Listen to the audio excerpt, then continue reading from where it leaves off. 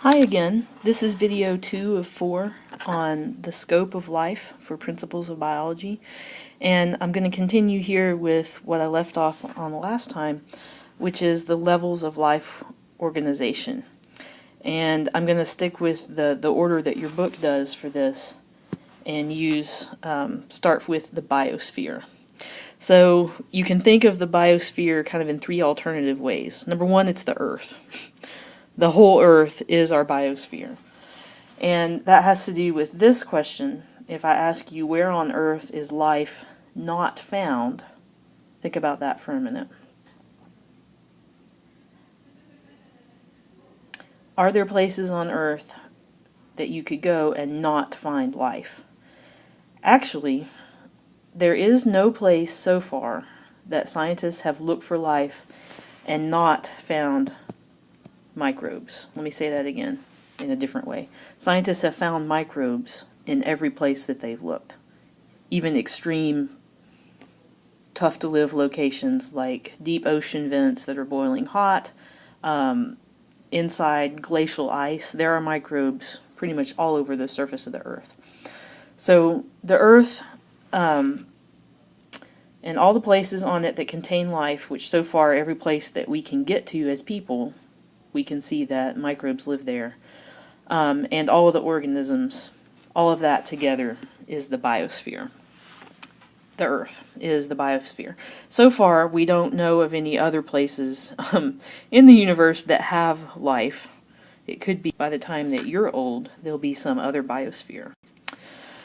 Okay, next level, ecosystem. Ecosystem is a section of the biosphere that you define. And it's important to define what is that specific area you're talking about. So in a specific area, which could be King University campus, it could be Northeast Tennessee, it could be Southern Appalachians, I'm running out of room to write, it could be the dining hall. That could be an ecosystem. The ecosystem is all of the living stuff and all of the non-living stuff. I'm going to scroll up for a minute and introduce a couple of terms here. Later on in the semester, sort of toward the end of the semester, we're going to introduce some terms to describe these. All of the living organisms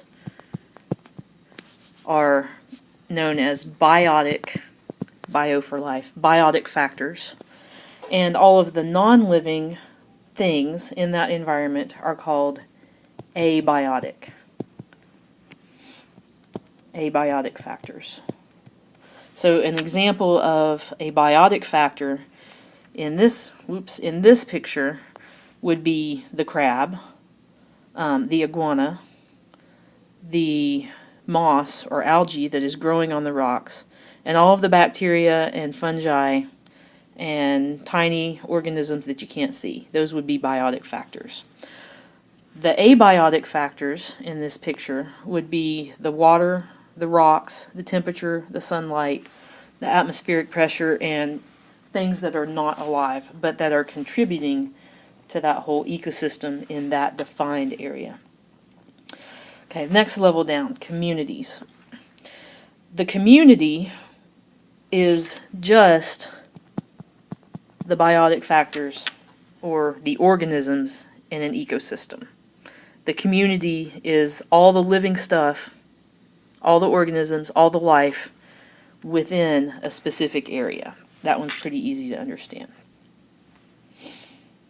Next level, populations.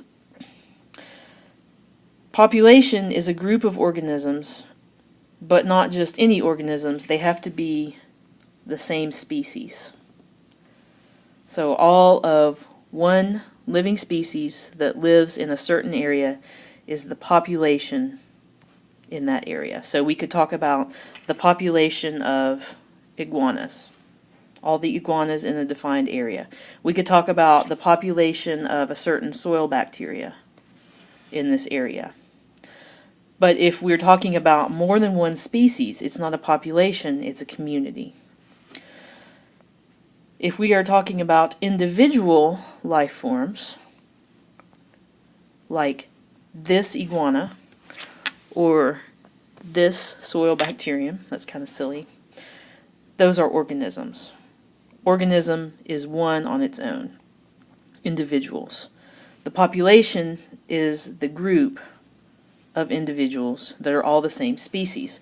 So the question here is, well, how do we define a species? Do you remember this? What's a species? A species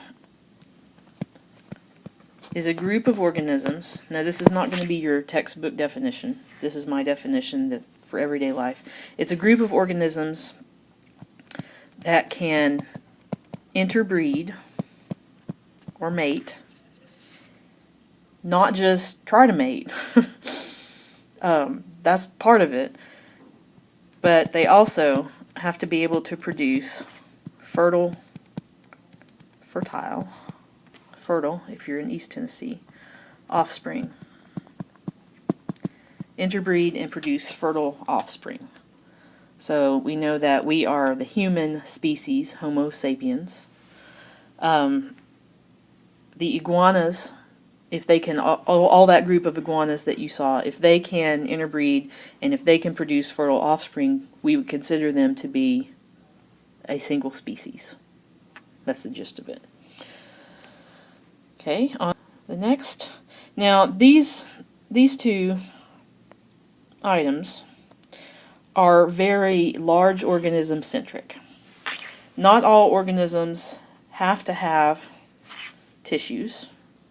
Not all organisms have organ systems and organs. So please note that these two are optional for life. I mean, if you're a dog, they are not optional for you. You do have to have organs and tissues and organ systems. But if you are a yeast, you're just a single cell. You don't have these. So if you do have tissues, what they are collections or groups of cells that work together to do a certain function. I think that's one of the most weird and unsatisfying definitions in all of biology. But for example, you might recognize this as a type of muscle tissue. It's specifically cardiac muscle. So cells in the heart that have a common function and they're working together to get your heart to beat. So collections of tissues that work together to do a common function, that's an organ. So tissues that work together to do a common function are organs, and organs that cooperate together to provide a larger common function, that's an organ system. Like, for example, blood vessels, heart, and the blood that circulates amongst these, those together are the circulatory system of that iguana. And then finally, we get to the lowest levels of life organization. Remember that when you get below cells, cell is the smallest unit of life. If you're talking about parts that are smaller than cells, they are no longer considered alive. They are physical matter that build together to form cells, but cells is the lowest level of organization that still shows life.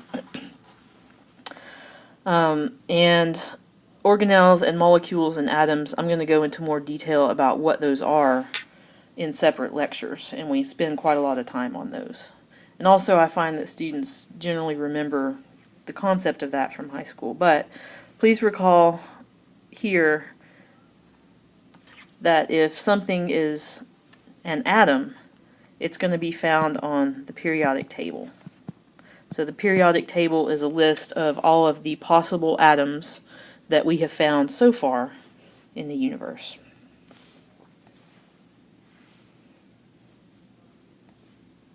Oh, this is the last slide. Okay, so after this, you're going to watch Scope of Life, Part C.